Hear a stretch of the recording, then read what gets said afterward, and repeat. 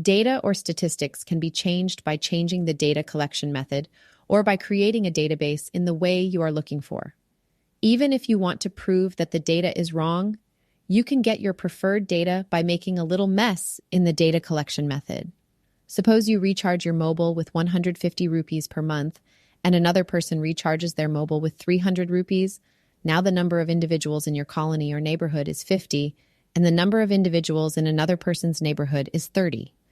Now, if the Jio company wants to make a report on the financial self-sufficiency of internet users in India, then if Jio wants to bring the financial self-sufficiency of net users in India into the report as per its own needs, then Jio will have an opportunity to increase the price of net packs.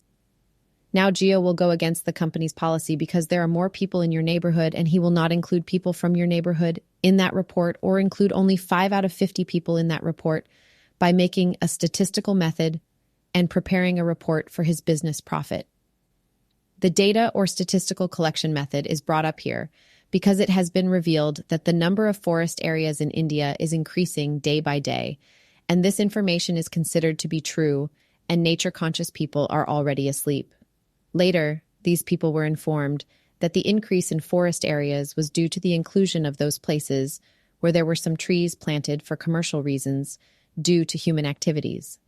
That is, the production of trees for commercial purposes has increased as shown in the report. There is no logic behind including these trees because these trees will not always be preserved for wood or other reasons. These trees will be cut one day or another. In addition, only one tree is not suitable for many useful insects due to the presence of complete or many useful insects.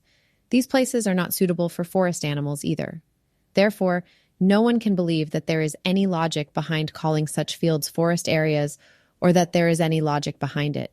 On the contrary, many will say that if this report was prepared with correctly collected information, we would have seen a decrease in forest areas by 15% instead of an increase in forest areas.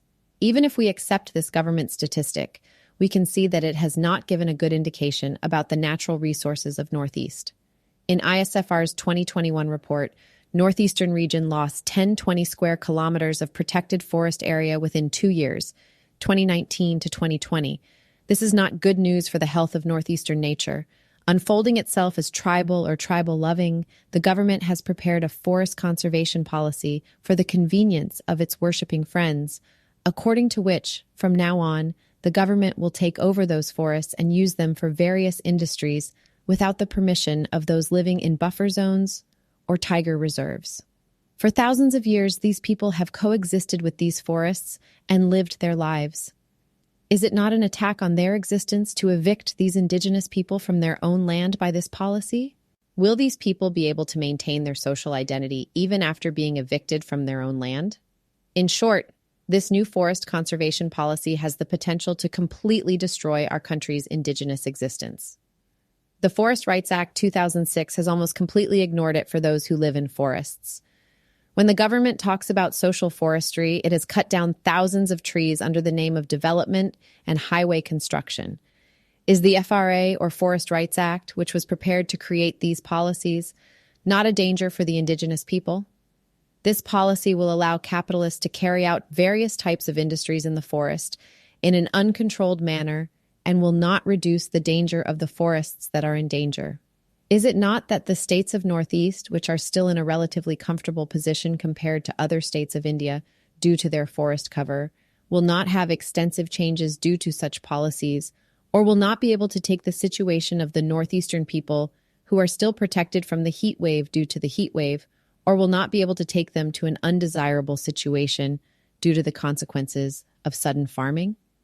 Can the central government guarantee that it will not be able to enter into the forest areas based on the need for land in the future, and that these companies will not occupy the interior of the forest areas?